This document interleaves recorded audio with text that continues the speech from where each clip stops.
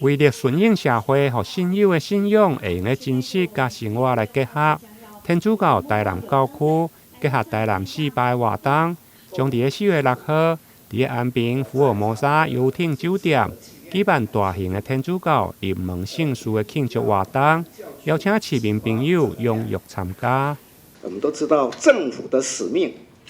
是造福人群，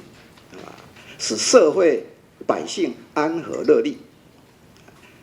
所以4月6号我们天主教台南教区与台南市政府合作要在安平就是台南的花祥地在福尔摩沙游艇酒店来举办福传400的活动，有100人集体领洗，有清明节的祭天敬祖的礼仪以及精彩的节目表演活动、园游会摸彩搭乘游艇的活动所以欢迎你以及阖家前来共襄盛举。因为这我们知道天主教跟其他宗教都是一样的，都是劝人为善，也要促进那个社会的这个和谐，所以这个部分呢，我们非常乐意见到，说我们天主教来举办这个活动，也非常感谢那个我们天主教在黄秉正主教的领导之下呢，能把我们台南这个社会还有国家这个所有的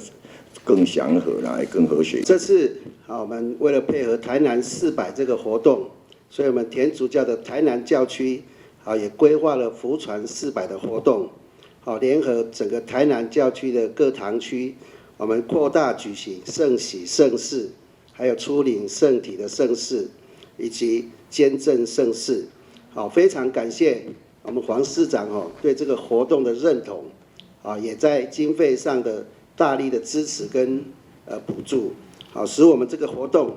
能够福传400这个活动能够顺利的去把它落实。这场台南400福传400的活动，东港除了梵蒂冈教廷代办参与，同时还有信天主教的行政院长陈建仁翁仔某嘛将到场，以及台湾多位主教的协助，东港有将近100位的慕道者来领洗，同齐为东港受洗者来施洗。场面盛大，除了教会礼仪，另外还有户外表演、甲园游花顶，以及坐游艇、听音乐、欣赏安平的美景甲故事等。台南新闻林根采访报道。